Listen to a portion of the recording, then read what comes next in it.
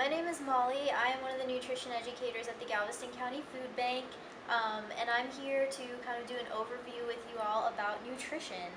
So, um, where we're going to start is just kind of think to yourself for a minute about, how much do you already know about nutrition? How much do you value nutrition? Is it something that you were really into in the past and kind of got away from? Is it something that you want to become more into in the future? Just kind of get an idea of where your headspace is going into this series, and then that'll help you kind of go along with us from there. Unfortunately, I'm not there in person and able to, get this feedback from you, which would be cool, but think about it for yourself and we will move on. So like I said, we're from the Galveston County Food Bank. So first I kind of wanted to go over what the role of the food bank in the community is for you guys, just because it's, especially right now, as you guys probably know, it's become a resource for a lot of people. And it's not just here during pandemics or disasters, it's always here. So you can always utilize the resources the food bank has available to you. And on the handout, or one of the links that we shared, there's a list of helpful links, and the food bank's website is there. And if you need help now or in the future, there's a phone number there, or you can click on there's a tab at the top that says I need help or something like that. You could just click on that and you can find a food pantry in your area. So what the food bank does, having said that, is a lot of food donations come to the food bank and then we distribute them to a lot of different places, where from there they get to the public. We also have a pantry at the food bank here in Texas City though, so that's always an option as well. Most of the food ends up going to pantries in different areas of Galveston County, and that's where people get the food from at that point. There are also mobile distribution sites where there's trucks that have food at different places, like libraries are one place that can happen, or churches, and you go to the parking lot and you can pick up food that way as well. Here at Galveston County Food Bank, we try and incorporate nutritious foods into what you get, and the recipes we'll be showing in this series, everything that we're using in the recipe is things that we got in the food bank. So that can kind of give you an idea of the quality of things we have, what you would get if you were to come to the food bank pantry and get food, or another site for that matter, and that kind of deal. So having said that, let's talk for a minute about why nutrition is important, or why nutrition even matters. So nutrition is important, and people at all food banks all over the state are in roles like mine in nutrition education, because it helps us prevent chronic disease, and it helps us manage chronic disease if we already have a chronic disease. So you may know this already, but eating certain ways are more correlated with cardiovascular disease. That's a big one. Being overweight or obese is more correlated with type 2 diabetes. So we want to try and minimize our risk of developing some of these chronic disease that we have to go to the doctor for and get prescriptions for, and might even put us at in the hospital at some point. So that's one of the many reasons that nutrition is important. It's also just helps you be the best version of you that you can be. And then there are other things too. If you're an athlete, you want to get plenty of protein, because protein helps build structure, and muscles are structure. So there's a lot of reasons that nutrition is important, but those are a few for you guys to take with you. So there are a few components of nutrition that make it really easy for people to live a healthy lifestyle, and we're going to talk about those components a little bit. We have balance, we have variety, and we have moderation. So those are kind of really the 3 P's to nutrition in a nutshell. We'll go over what those are, and then we'll go over some more visual aids about those things. So you want to have balance and variety. Those kind of go hand in hand, because if you just think about it, broccoli, for instance, is a really healthy food. But if you only eat broccoli, you're only getting the nutrients in broccoli. And broccoli doesn't have all the nutrients that we need for our bodies to function and survive. So while broccoli is a really healthy food, we also need carrots, and we need protein, and we need a little bit of fat. And so we have to have a balance, and we have to have a variety in our diet to be the best version of us that we can be. Moderation is going to be important and goes hand in hand with balance and variety, because We want to keep our portions, we can have sweets every once in a while, for instance, but we want to keep our portions a little bit more moderate. We want to focus on our nutrient-dense foods, but even then still get a variety. A nutrient-dense food is a food that wouldn't provide a lot of calories but would provide a lot of nutrition, like carrots or broccoli. And then our energy-dense foods are foods that are going to provide a lot of calories but not many vitamins and minerals, so like cake. So we want to have moderation of certain things and we want to have balance of certain things, and that just helps us overall have a healthy lifestyle and be the best version of us that we can be. Okay, so we're going to talk a little bit about how to get that variety and balance and moderation now. And I'm holding this up, and I think you guys have access to this paper too. Um, this has the different food groups that we want to focus on. And what I like about what's called the MyPlate visual is it also gives you an idea of how much at meals of each thing you should be having to get that variety that we're looking for. So you want about half of your plate to be fruits and vegetables is what I usually say combined. You might not have a fruit at every meal, but again, fruits have different nutrients than vegetables, so they're still necessary, but you want half your plate to be fruits and vegetables.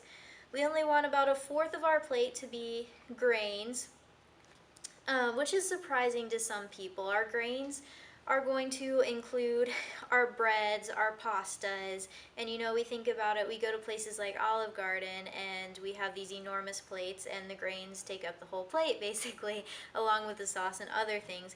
But grains should really just be about a fourth of our plate for that moderation and portion control component of things. And then we have protein, again about a fourth of our plate. Typically a serving of protein is about 3 to 4 ounces at a meal, which is like a deck of cards.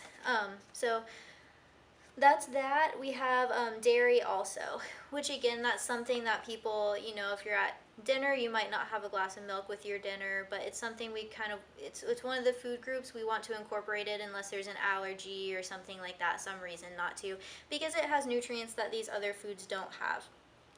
So we'll also talk a little bit now about what different things fall into these categories. So you probably know what fruits and vegetables are. We talked a little bit about what would be included in the grains group.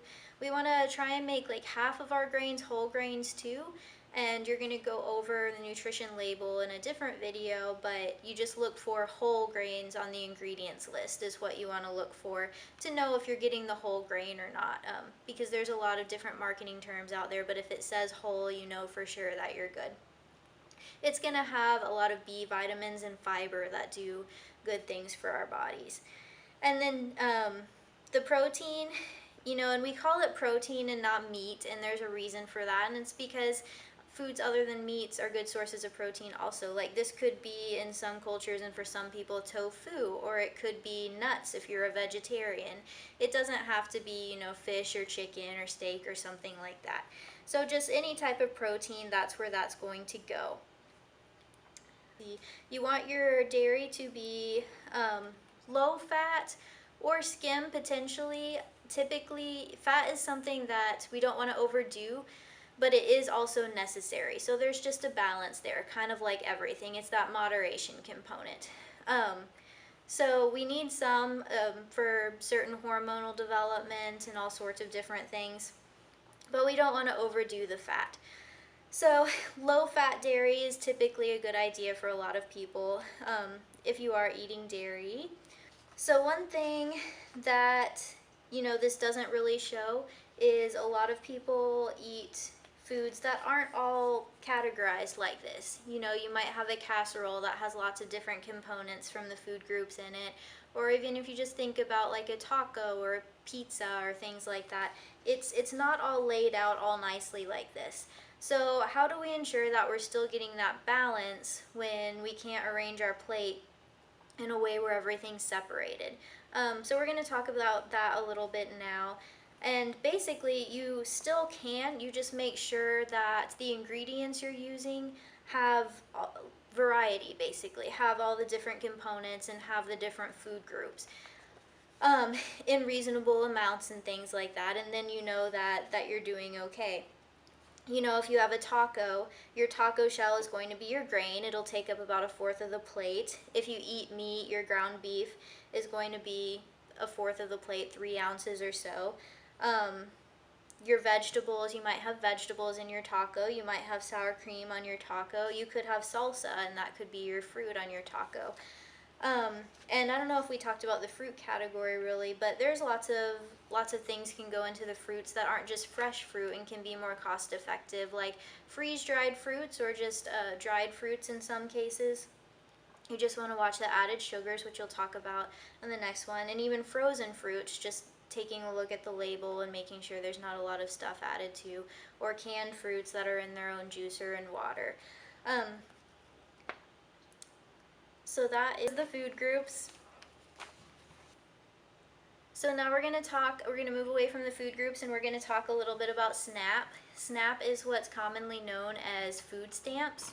What it is you get a little debit card, and it has a certain amount every month on it that you can spend on food, and you just go and buy your food and you give that to them, and then it deducts from your SNAP account basically. But the website to apply for SNAP is on the helpful links sheet if that's something that you're interested in, as well as if you go to that website, the income guidelines are there too, so you'll be able to see those as well and see if it could be a good option for you. It'll also have a chart that says how much you get and it's by how many people are in your household, how many SNAP dollars you get every month. So that's always a resource available to you as well to get food, as you know, along with the food bank and food pantries and things like that. All right, so a couple of last things we're going to talk about, some shopping type of things. So one thing you can do to help be cost effective in your shopping and prevent food waste is plan out your meals and snacks ahead of time. That way you buy exactly what you need, and you don't have you don't end up with all these random ingredients that you're trying to figure out what to do with and end up having to throw some of them away that aren't being used. So just some careful planning can help you be more financially smart when you're grocery shopping, as well as better utilize the ingredients that you end up with. Another tip I would give you is not going to the grocery store hungry. Have a little snack before you go to the grocery store. If we're hungry when we're at the grocery store, that's when we're more likely to impulse buy cakes and cookies and all that good stuff that we tend to like, but isn't always the best for us, and we will eat when we get home. Also look for like coupons and store specials. A lot of the time store specials will correlate with what's in season, which ties into that variety component we were talking about before. Buying foods that are in season is going to change throughout the year, and it's going to be more cost effective than buying foods in the winter that are in season in the summer, for instance. Buying in bulk can also be a very economical way to shop. And a lot of the time it's cheaper. The stuff, you have a lot of stuff there when you buy in bulk, right? So you want to make sure if it's something perishable, you put some of it in the freezer if you're not going to use it in a timely manner, so that it doesn't go to waste on you. But otherwise, buying in bulk is something that you can do to get quality products with nutrition and at a cheaper rate per container of product than otherwise. And then our only last thing is next video we're going to do a noodle recipe. We call it Oodles of Noodles, which is kind of a silly name, but that's what it's called. And what I love about this recipe is, since it's just like veggies and pasta basically, you can pretty much use whatever you have.